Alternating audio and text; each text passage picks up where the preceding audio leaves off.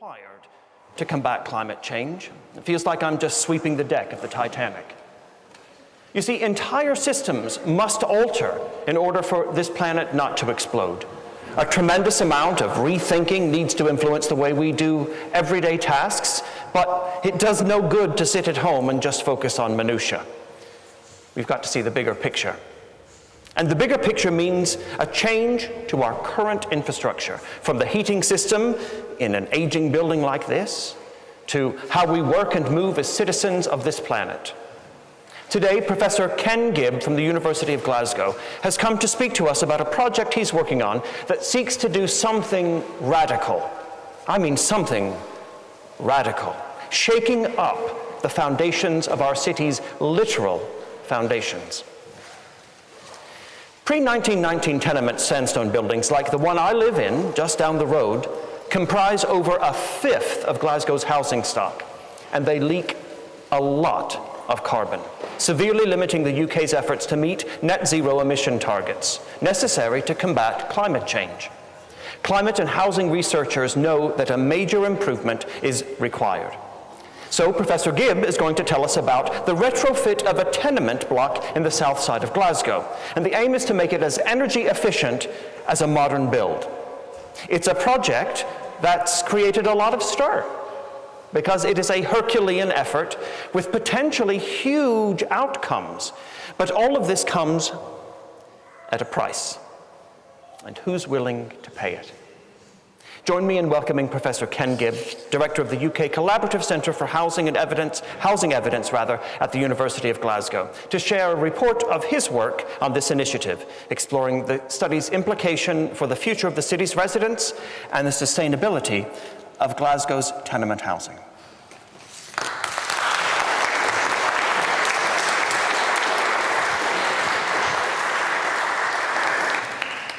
Thank you very much. It's great to be here today to have a chance to talk to you about these very important subjects. So, as was said, my name's Ken Gibb. I've always worked at the University of Glasgow. I direct this thing called the UK Collaborative Centre for Housing Evidence, which is a consortium of researchers from universities, from policy and practice. And its aim is to try to embed rigorous evidence into housing policy and practice and how we influence policy reform. We have a programme of work that we undertake, we've been doing for 5 years, and we also seek and occasionally win some external research funding as well. And one of the projects that we won in a competition is what I'm going to talk about today. So as you've just heard, we're all very familiar with the overriding need to address climate change. And we also, I think, recognise in the immediate term the cost of living crisis and the extent to which people are going to be struggling to pay their energy costs. We know that it's likely that the typical bills people pay for their energy is going to double. And that's in addition to all the thousands of people who are already in fuel poverty in one way or another. So I want to talk to you about energy costs and carbon emissions from our housing. And I want to distinguish between new build housing, newly constructed housing, where often the standards are very high, compared to the existing housing stock. So one of the figures that I think is a very important one to note is that the Scottish Government have said that about 85% of the housing that will exist in 2045, when we're supposed to have achieved our net zero targets of carbon reduction, about 85% of that stock exists today. So there's no escaping the fact that we have to tackle the housing stock, the existing housing stock, and we have to recognise that some of that is going to be very difficult. Compared to other European countries, Britain has an old housing stock, it's relatively old, and because it's old, it tends to have more conditions and quality and other disrepair challenges, of which energy efficiency is but one. So there's a really major challenge there. So what I want to talk to you about today is looking at the environmental retrofitting of one particular tenement block in Glasgow a demonstration project which shows what might be done, what could be done, and perhaps what ought to be done to try to tackle a really important part of our housing system in Glasgow.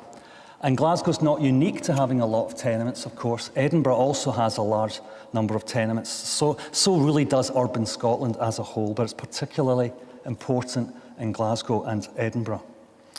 So we're looking at older tenements, what are called traditional tenements or pre-1919 tenements, and they are by definition at least 100 years old. So they are part of our heritage, the heritage of Glasgow. When people think about Glasgow, their visual kind of memory or identity of it is often those rows of sandstone tenements, quite high density, urban, successful, thriving neighbourhoods built around closes of tenements in each part of the city. Now, a question you might ask reasonably is, how numerically important are our older pre-1919 tenements? There's actually something like 73,000 tenement flats in Glasgow, which is about a fifth of the overall housing stock in Glasgow. They're very varied, they're heterogeneous, as economists would say. They are some are in very good condition, some less so. The one we're going to talk about, less so, and are a major challenge. But we know that they are something that are very highly regarded, and the planners will tell you that the kinds of neighbourhoods that often succeed with this very active kind of communities and neighbourhoods that operate around them. I'm going to talk about some of those things as we go along. So tenements matter to the fabric and the infrastructure of our city, but they're also problematic. They're old, they're often in poor condition, they're expensive to repair, they're often drafty, they often have significant technical challenges to improve them and repair them. And we can go beyond that and note that not only are they often poorly insulated, but there are something that Oliver alluded to, the very last thing he said, they are often in a kind of what I would call a mixed tenure form. You have some private landlords, some owner-occupiers, and maybe some social housing all in one close. So the management and organisation of that close is a difficult thing to achieve, and I'm sure many of you will be familiar with the problems of trying to get factors to organise common repairs, trying to encourage everybody in the close to actually put their share into the work of doing these things. So there's really, I mean, although the tenement built form is something which is championed around the world, with Scotland as a kind of prime example of it, there are major management and organisational problems associated with it. And there's actually a Scottish Law Commission process underway just now about tenement law reform to help improve the ability of people to do these common repairs, and that's a really important issue, a really challenging issue, and not one that's going to happen very quickly, but a really important issue that lies ahead of us. So that's the kind of context that I want to talk about this project about, and try and explain and hopefully give you a sense of what it might achieve. So the project is what we call the Nidri Road project. It's Nidri Road, which is Govan Hill, Strathbungo, in that part of the south side. And it reflects a policy that the City Council have been running for quite a long time, where they feel that some neighbourhoods are mainly privately rented and often not well managed. And so they try to, by purchasing properties, they try to inject social housing into the area and have the social landlord taking a bigger role in running housing in that area, and try to get an emulative change in the behaviour of landlords and such like.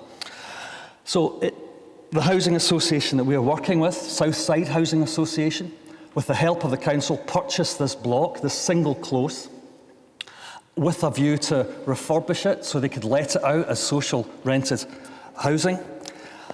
And that was the basic plan. That's all they were going to do. So it's probably worth digressing just for a second to say a little bit about housing associations in Glasgow. Now, some of you might be very familiar with housing associations, but some of you maybe not. So we are unique in the UK and in Europe in that we have more than 60 community-based housing associations in Glasgow who, from the 1970s onwards, invested a large amount of public money improving and changing the tenements of inner city Glasgow and creating tenant-led community investment, not just in terms of housing quality, but also with tenants on the boards and running many of these associations. And they're now quite mature. Some of them have been around for 50 years or more, doing similar sorts of work, reliant on a lot of public subsidy, but also the rental income, which helps pay the private loans that they also took out to invest in their housing stock. So Southside Housing Association are one such organisation. And the director of Southside, a man called Patrick McGrath, literally phoned me up one day in September 2019 and said that he'd seen that the Scottish Funding Council, who fund higher education, were running a competition about the climate emergency. And they were going to fund up to 2 projects about the climate emergency. And Patrick's idea was that, well, why shouldn't we try and do a much more ambitious refurbishment of this new close that he now owns? Why don't we try and do a really deep green retrofit of this close and see what that might tell us about other tenements in the city? The council has a strategy for tenements. So could this contribute to understanding about what we're trying to do with our tenements? I mean, the basic issue here is that if we don't address the poor insulation and the energy inefficiency of the tenements, that after 2045, when we're supposed to have this, net zero radical reduction in energy, what's going to happen to those tenements that don't make the grade? They're almost certainly going to fall into disrepair and dereliction, and we might see large swathes of our tenements being reduced. The council, above anything else, want to prevent that happening. They recognise the importance of tenements to Glasgow. So Patrick had this great idea. If we could win this project, have a partnership working around it, not only would that, boost the kind of image and the morale of the sector, it might actually lead to other public funds coming in to help build an even better project for Nidby Road. So that was the kind of idea. So with 2 weeks before the deadline, and with me not knowing any of the people involved at all, we somehow concocted a proposal with colleagues in John Gilbert Architects, CCG Construction, a colleague who was then at the Glasgow School of Art, Tim Sharp, who's now at Strathclyde, and of various other people, particularly the City Council. And we concocted a bid and we won it. And consequently, we had money for an evaluation, and then we just had to basically find the resources to do the kind of project to the depth that needed to be done. And we drew on the City Council, who provided a lot of funding for that, but also the Southside Housing Association itself, who put a lot of money into the programme. So its tenants were really contributing, as it were, to the project.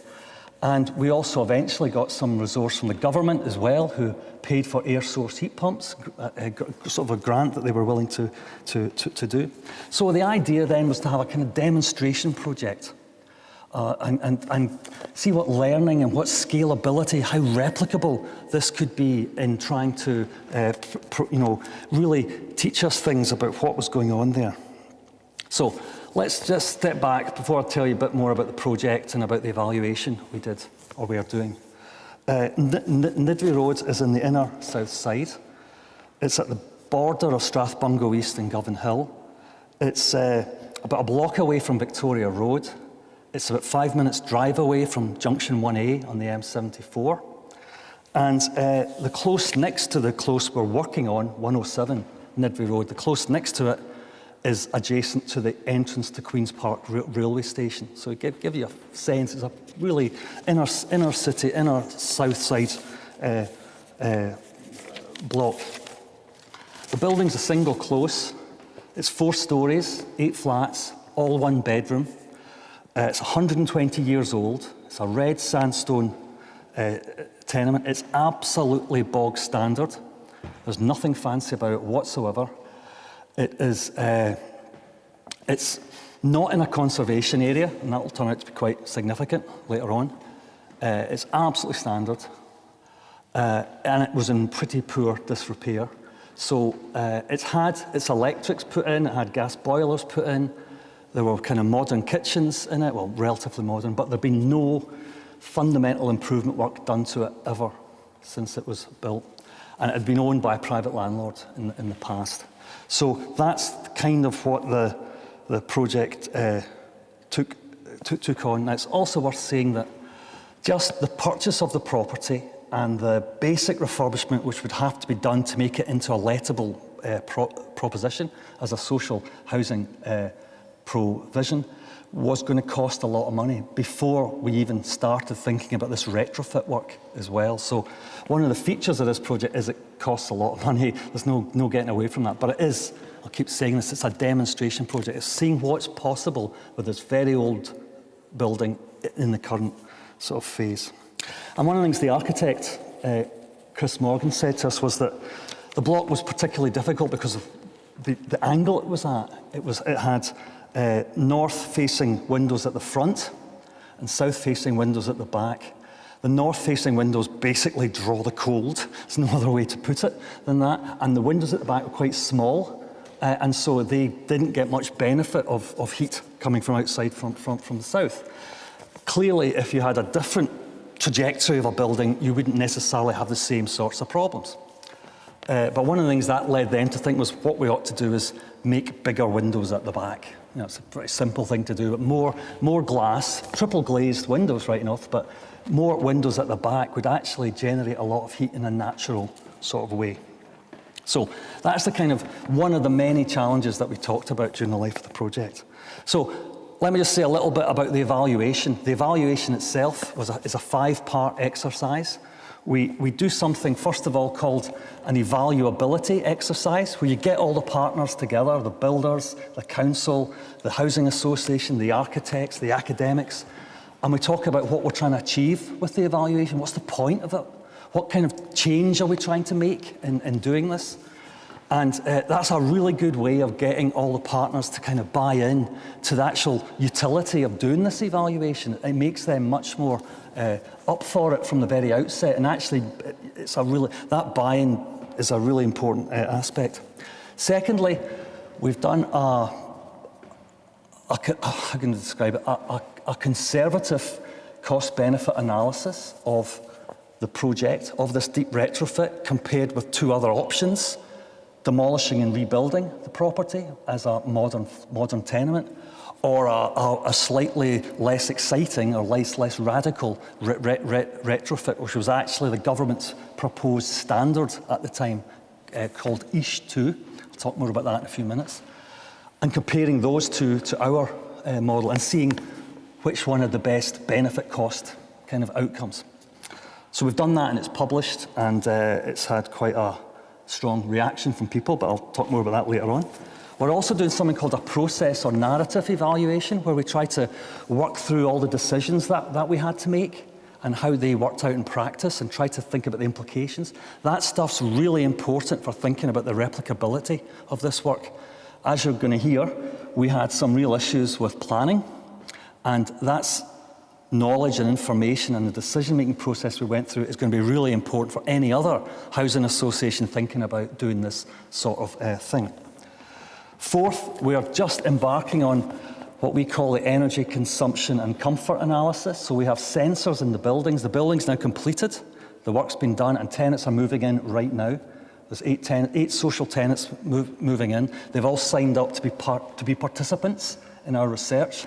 So we're going to monitor their consumption of energy, and also the comfort levels, the temperatures in the property. And we're going to interview them as they move in and after the winter, and they're going to keep a diary of their experiences in the home. And then after all that, we're going to try and bring all this stuff together in a synthesis. So, as I say, tenants are literally moving in just now. So if you remember what I said earlier, we started talking about this in September 2019. We actually only got the approval from Scottish Funding Council in February 2020. We had a big launch event with politicians and people from Scottish Funding Council and the Glasgow housing sector about 2 weeks before lockdown, before the first lockdown of COVID. And of course that just, set everything back. So my personal memory of doing this project is sitting in front of a screen on Zoom, talking to the other parties involved in the evaluation for the best part of 18 months, meeting every 2 or 3 weeks and trying to deal with all the problems that we had. And many times I'd come away from these meetings thinking, we're never going to do this, it's never going to work, we're never going to get all the funding, we're never going to get planning, we're never going to actually see people in this property. And that was the view of the wider housing sector as well for large parts of the debate. Everyone knew this rather radical project was going on, but people were not really expecting it to deliver. But somehow the sun came out and COVID retreated in terms of its impact on the construction sector, but also the City Council, who were learning to work from home and having to reprioritise, and we were not a priority amongst all of that. So all of that gradually unlocked, as it were, and we were able to move ahead. And somehow, from about the summer of 2021, it started to get quite exciting as we started to make real progress with the building. And we got involved in COP26, and that turned out to be really successful. We made a video which has been seen thousands of times, and I showed it in the green zone of COP26 for a whole day, just showing this video again and again and again, and talking to people about what we were trying to do. And we won some awards. Well, we became one of 17 world-changing projects which were trying to tackle significant built environment problems of trying to reduce carbon. So somehow it all got turned round and became a really positive story. But it's taken a phenomenally long time to deliver it. We thought we were going to have the tenants coming in last Easter, and it's taken all this time till now for them to come in because there's been lots of testing to be done and other things of that kind. So what I want to do in the rest of my time talking to you today is really two things. I want to tell you about the project in a wee bit more detail, give you a flavour of what's been going on and why they're doing it.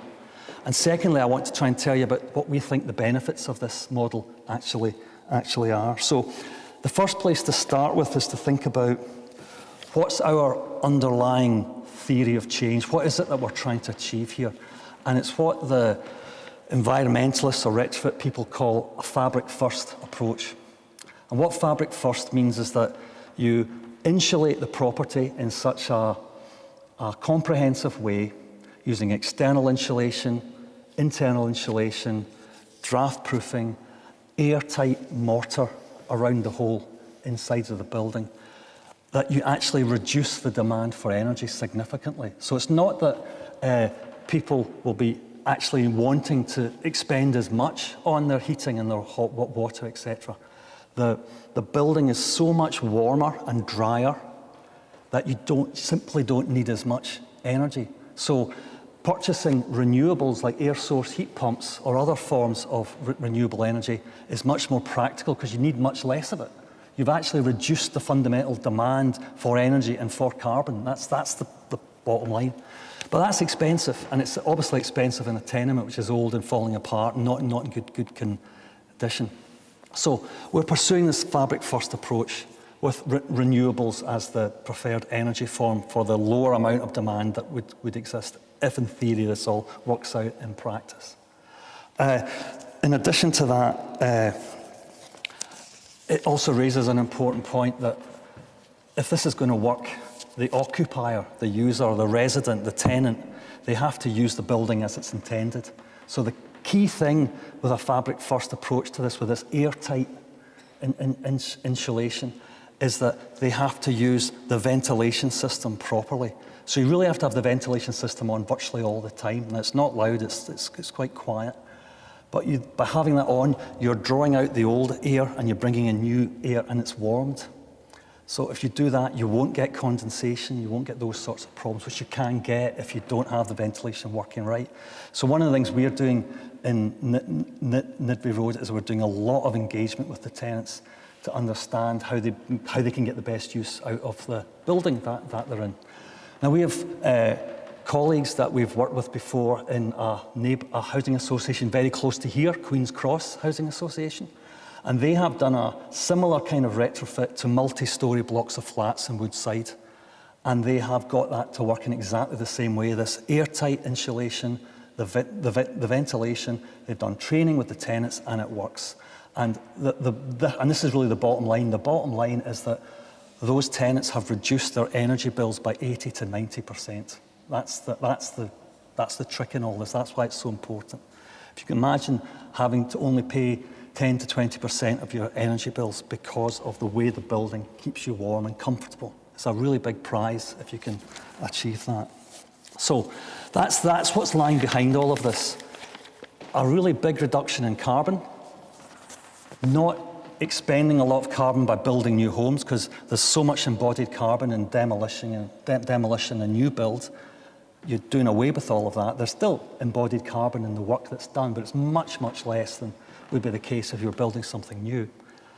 That's really the key thing we're trying to achieve. So, I indicated earlier that timing is everything with all of this, and we were kind of held up greatly by the COVID experience. And it meant that we spent a lot longer trying to get all the deals done for the kind of work that would be done, for the funding, but we got it all done eventually. But as I was hinting at earlier, a big challenge for us, and one of the things we debated the most in our group meeting on Zoom week after week, was the planning system. So this may seem a bit peculiar to you, but Glasgow City Council's housing department funded a lot of the work for this. They wanted to see the demonstration project's results. They were very excited about that. Elsewhere in the council, the planning service has a tenement policy, a tenement strategy that it has for how tenements should look, the aesthetic kind of dimension of what they're doing. And on that basis, they have a series of things they don't allow. So when we went to them and said, right, well, we want to achieve this really deep retrofit, we want to have photovoltaic panels on the roof. No, you can't do that. You can't do that on a tenement. It's not part of the policy. So we said, okay, we want to have air source heat pumps.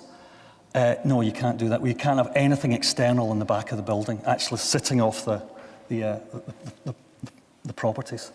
I said, okay, we want to do external insulation. You can't do external insulation because it's the aesthetics of the building. It has to be. I said, look, we're not going to touch the front. The sandstone will be improved. We'll actually repair it using natural stone and all those sorts of things.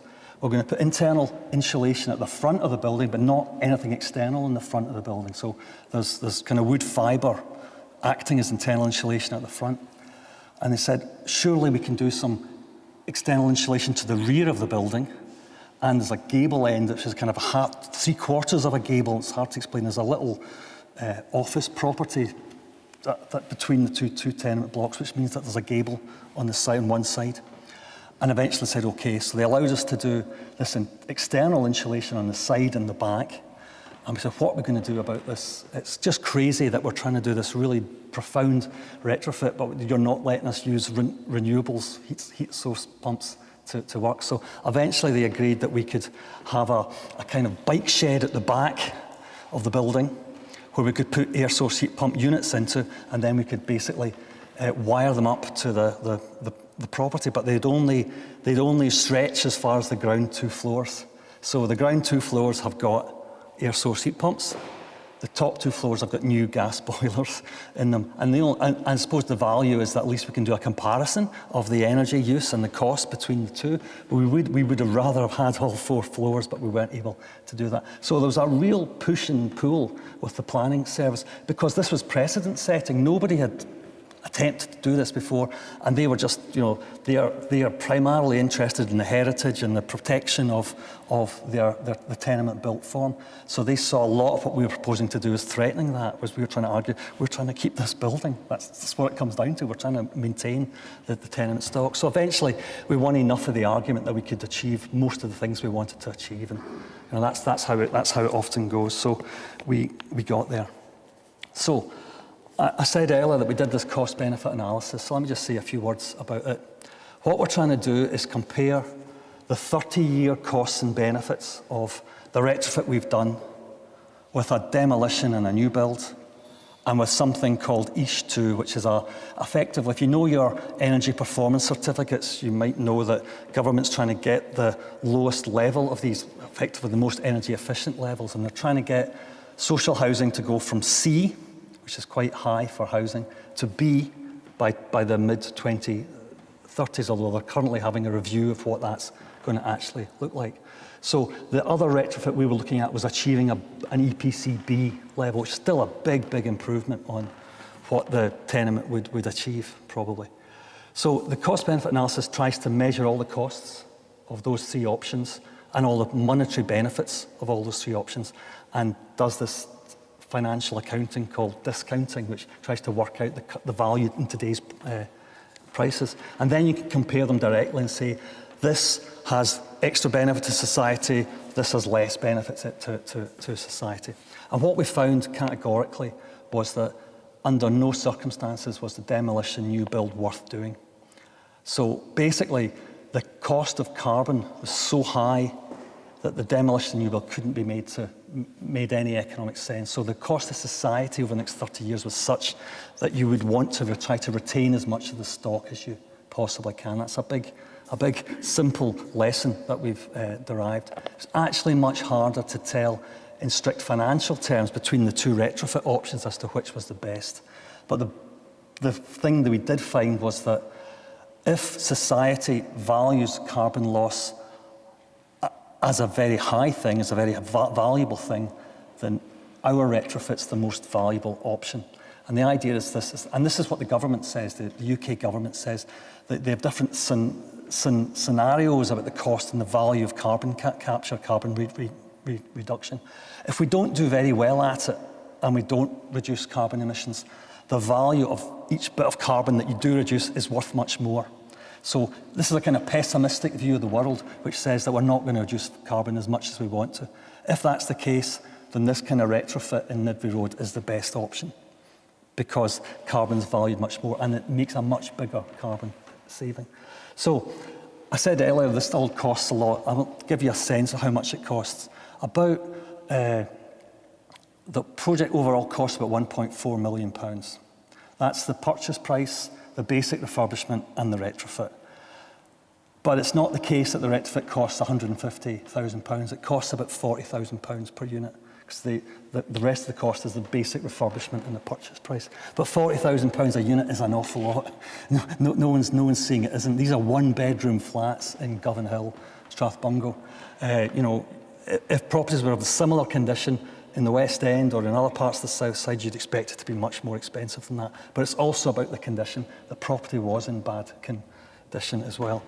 But our point is that, I think this is one of the key benefits of this model, is that not only do you save money in the carbon reductions of not knocking it down and building a new property, but by retrofitting it, you also save carbon every year thereafter, because the energy cost budget reductions are so great with it that you get the best of both worlds. You get the benefit when you do the investment, and you get a lifetime of much lower energy costs if the model works as it's supposed to do. So that's a really important point that we took away from the programme. So I just want to really finish off by telling you about some of the benefits that we think, standing back from where we are now, from where we were when we started, that we think this project has. And my very last comments will be about this issue of replicability and what wider lessons we can take from it. So we start off, I think, by stressing this point about the low carbon emissions.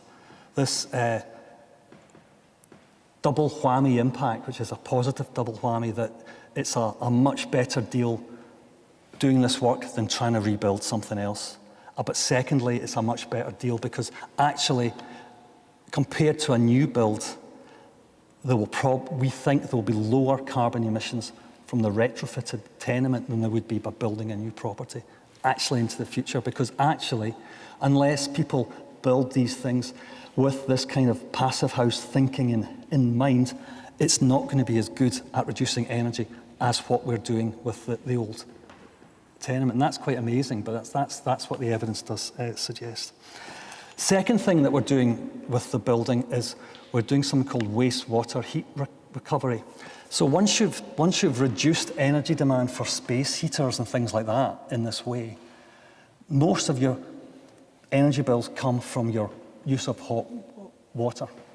With wastewater heat recovery, if you're in the shower, what it does is the warm water that comes through the shower head goes into the drain. When it's in the drain, it can heat up the next bit of cold water coming up into the shower. And the sector believes that you can reduce your hot water energy use by up to 40% through that wastewater heat recovery process. And it's a well-established practice that's used in many water heating systems now. So we've got that in the Nidri Road product. I also said earlier that really important that we control the humidity of the building. So if you don't control the humidity of the building and you've got this airtight, very warm property, you're really at risk of condensation and mold and things like that. So it's absolutely essential that the mechanical ventilation is used properly, and hence this need to engage with tenants and residents is really, really important. Another thing that's really important, and in all this isn't the first time I've been talking about this project to various public audiences, and one of the things that keeps coming up is the heritage dimension. How do we protect the heritage of our tenements?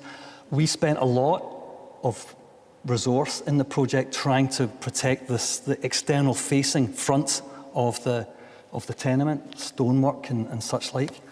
So we think that's really, really important, but at the end of the day, surely the best way to protect our heritage is to invest in the property so they've got a longer life and we can actually retain them. So it's like many investments, it's a lot of money up front, but it has this long-term important benefit which will hopefully safeguard the heritage of tenements in times to come. And the final thing, which I feel kind of obligated to say, is that there are important benefits for landlords with this as well. So this social landlord, not-for-profit landlord, has a property which is very high demand. Because it's going to have these radical reductions in energy bills, we hope that's going to help people meeting their rental payments. There'll be less default, less arrears, less void periods or empty periods when the property's not earning any rental income. So all of those things are positive in a kind of systemic way, helping what landlords are trying to do as well.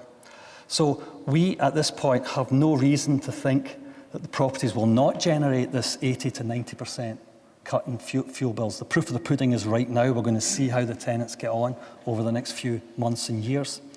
But we're very confident, and we're confident in part because of what we've seen from Queen's Cross elsewhere, and we've seen what can be done with passive house type technology. This is a passive house type approach. So we feel quite confident with that, but the proof of the pudding, as I say, will be how we get on now. So a couple of final reflections, then I'll stop. I'm sure you'll be glad to hear that. I think one of the things about this programme of work is that it's organised around a standard, a given standard called Retrofit. And Retrofit is the retrofit equivalent of passive house. It's the same basic thing, where you use the comfort and warmth that you generate to reduce the demand for carbon and energy. Now, we know we're going to be very close to that standard. We're still testing it. We may not meet it. It remains really hard in an old tenement to achieve these things. But the point remains, even if we don't, we are making this huge difference to people's affordability and their ability to pay for energy costs. So there's a really important, immediate and ongoing value that I think it demonstrates. So let me just finish by talking about some of these scalability issues. It's been pointed out by a number of people quite rightly that this is an exceptional project and it's unique in many respects. It's very simple. It doesn't feel like simple to me after all these years of trying to make it work. But it's simple in the sense that one landlord had control over the whole property. The property was empty. So it was a much easier building project than it would be if you had tenants and owners living in there who have to be decanted somewhere else while the work is being done.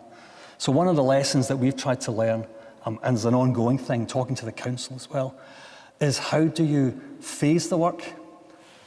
Are there economies and efficiencies by doing a bigger block rather than just one close?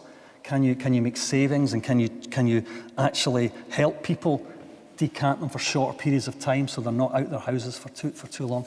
And the construction firms certainly were of the view that if they were in that situation, they could find ways to do that. But that's a really important logistical problem, and one that we haven't really got answers to yet. Of course, in the 70s and 80s, when the associations first renovated all these associations, they managed to work all those things out. They managed to work out all the decanting quite successfully, and it clearly worked. I'm sure many people were kind of pretty unhappy while they were being decanted, but they got back into property, which was much better. So that's an important thing to bear in mind. Secondly, we've seen that councils are large, complex, multi-tasked organisations, and they don't think as one, and of course they don't. I mean, that's true of governments at any spatial scale, isn't it? But we have to get the planning system on track with what the housing division and the retrofit and the environmentalists are trying to achieve. They all have to be joined up, and we've been a very clear example of the need to try and do that. And it's evident that there's a lot of support now within the planning service and housing to work together to help future investments in this. And it does look like the council, talking to the senior people in housing, that they are now thinking of components from this work which can be translated into future aspects of the work. So, for instance, the kind of airtight use of internal insulation alongside external insulation to kind of catch the whole house and to have these larger windows south-facing and that sort of thing. They're definitely taking those lessons away, which seems rather prosaic, but I think it's still a very important kind of dimension of what we've done. So the project goes on. As I say, tenants are just going in just now. We're going to be monitoring them for the next 6 months to a year or so. And with the Scottish Funding Council's agreement, because they've been extending this project year after year after year, I'm hoping they'll continue to do that, and we'll be able to come back at some point in the future and give you the final numbers and see if it has performed as well as we think it appears to be performing. But I will stop there, and thank you all very much for listening. Thank you.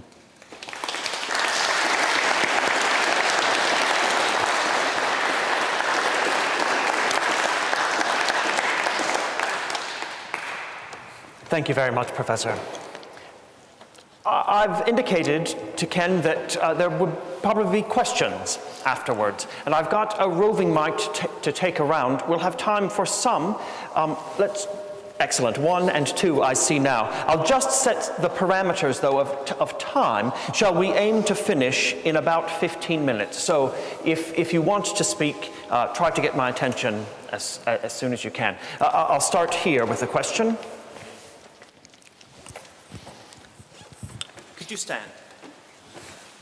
Hi, Ken. Hi. I realise that this project is unusual in the sense that it's a pilot, but I'd be curious to know what the actual, forgetting about all the pre-discussion timescales, what the actual construction timescale would be for a tenement of this kind, from start to finish. Right, that is a good question in the sense that it's a hard one to answer. We kind of stopped and started with the work, and some things changed as we went along. So I think it should take I think less than 6 months, certainly. I think there was some on paper views about how long it would take. Clearly, if you do have a kind of bigger project, there are some savings in time, but paradoxically, because you've got economies of scale and such like. I think a lot of it clearly depends on whether you actually can get the buildings clear when you need them to, or understand that there'll be parts of the build programme which don't need people to leave their homes, and it can be done room by room or floor by floor or whatever. But and the other thing is that you need to do these preliminary works where you have to really understand the condition of the property. We thought we had done that, but it turned out there was actually more significant problems that only became apparent later on. They found out, for instance, that the basic joists in the building had to be replaced. I was going to ask you about that. I mean, in terms of how invasive the actual strip out was. I mean, we all know tenement floors are pretty notorious for being packed full of all sorts of rubbish. Yeah. Was it stripped back to the walls? Did you take the whole floors out, or? the floor wasn't a problem. The floor was only a problem on the ground floor. Right. And that's where lots of additional insulation was put in. Not really elsewhere, but one of the problems was the condition of the plaster was so bad that they did have to strip it all back to the beginning. So that's an empirical question. That's my get out for all these things. It kind of depends on the initial survey work that's done and an assessment of the kinds of state that the property is in. So the object here isn't to just bang insulation on top of what's there. The insulation, most of the internal insulation is going to be at the front of the building. Most of the side, it's about just having this airtight lime mortar all the way around, but that needs to be on a sound footing, as it were. Yeah. Okay, thank you. Hello. I live in Shawlands on the south side, and I imagine you have a great deal of support for what you're doing with the tenement flats. I live in a red brick, very old one, combi boiler, double glazing now, and it's wonderful. It's single bedroom. What I'm thinking was, did you say it was 30 years that you're going to be measuring the effectiveness? It's we've measured the cost-benefit analysis over a 30-year life starting from now, as it were. But that's the standard. That's the standard way it's done that the government would expect. You've got an ideal here because we have a contention on Kilmarnock Road with the arcade that's being made into this. At the moment, the proposal is horrendous. It has shops at the moment, so there's no way of retaining the a previous older spirit to the surroundings. But surely you can actually do a 30-year comparison between what you're doing and something that's completely new. Yeah. Do you know the arcade? Yeah. And the new buildings that are put there?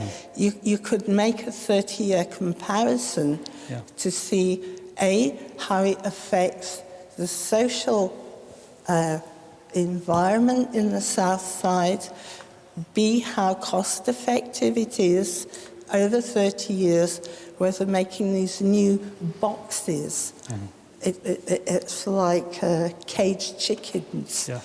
And they don't really care what it looks like from the outside.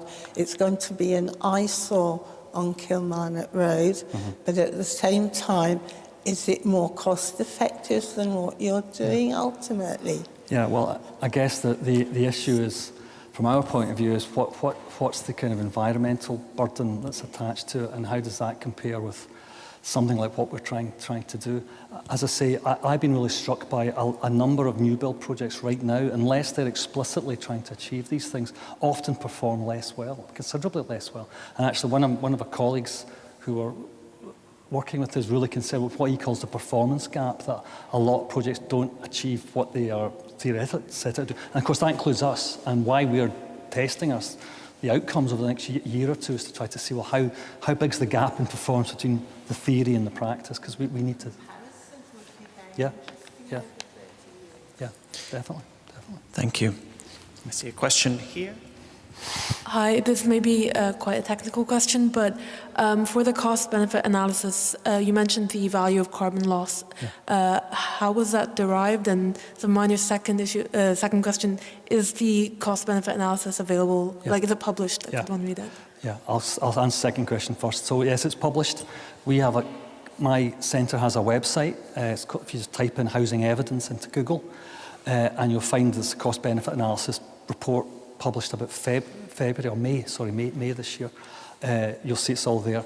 What we did was we directly did what BEIS, the Department of Business and Energy and Innovation, tells everyone to do with environmental cost-benefit analysis, which is to have 3 scenarios about the cost of carbon, and they depend on the extent to which we think carbon will be, carbon reductions will happen, and that's why the pessimistic view has a higher value to carbon, and that's one of the reasons why the new build model just works so badly in comparison. But actually, it works so badly under all 3 scenarios. So we've not done, and I think it was really important with the cost-benefit analysis that we didn't pockle the numbers at all. There's nothing dodgy about what we've done. We've done exactly what the conventional orthodoxy says completely.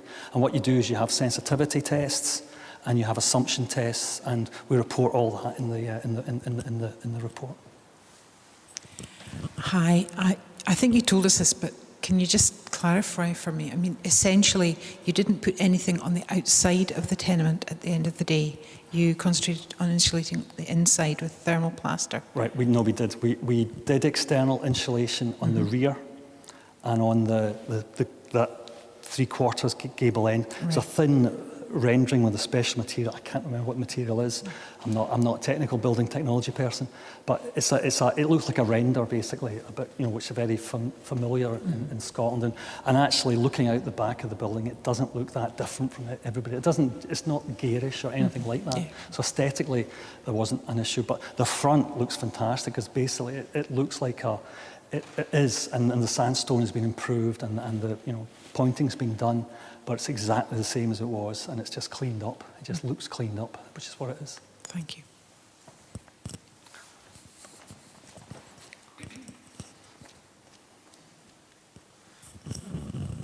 What effect do you envisage your work having on the rents that will be paid by the tenants when they get in? Right.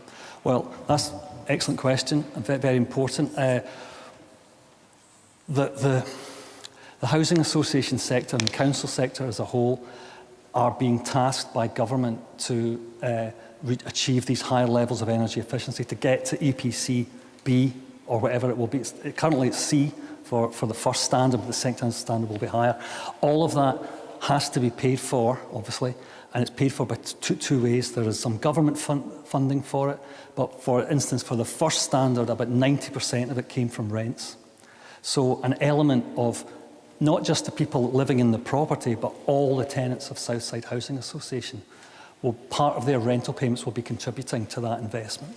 So it's not the case that the tenants in that property will be facing much higher rents because of the property. It's not like that. It's pooled across a larger number of tenants. But it's certainly the case that all tenants across Scotland are going to be paying higher rents in the future because of the requirement for these much more energy efficient units. So in a sense, society is paying for it, some tenants are paying for it, the housing benefit system's paying for it, but there's also grant funding and things like that, which I guess is society coming from the public sector.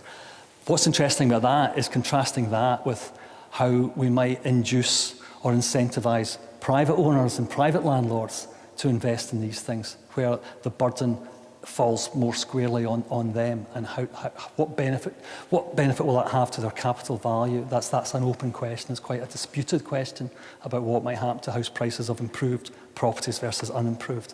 That's quite a technical debate that nobody's really got a definitive answer about, I think.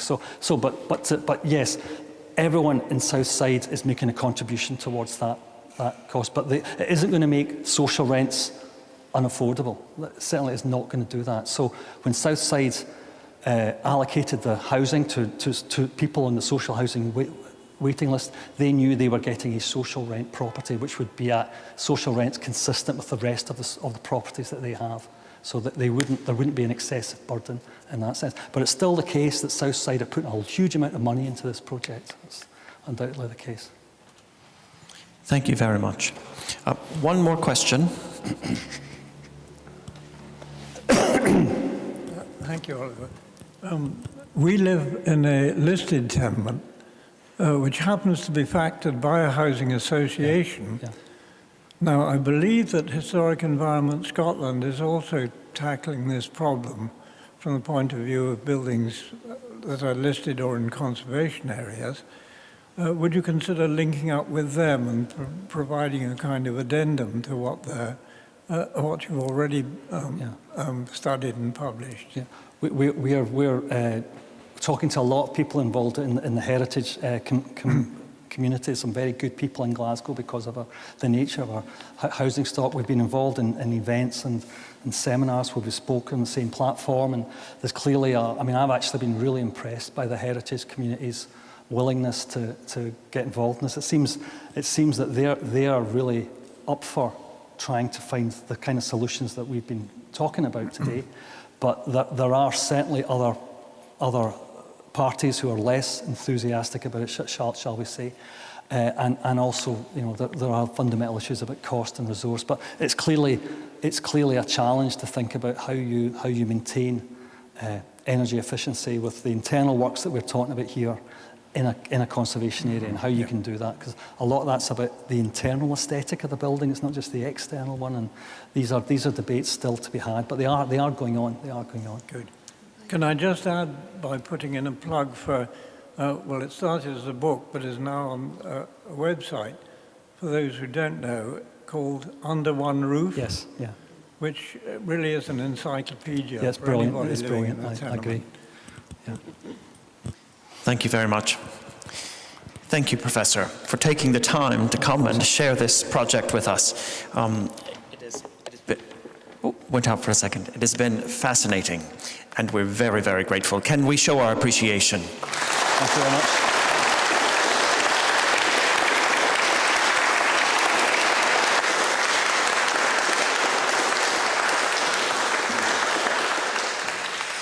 Thank you very much, everyone, and have a good day.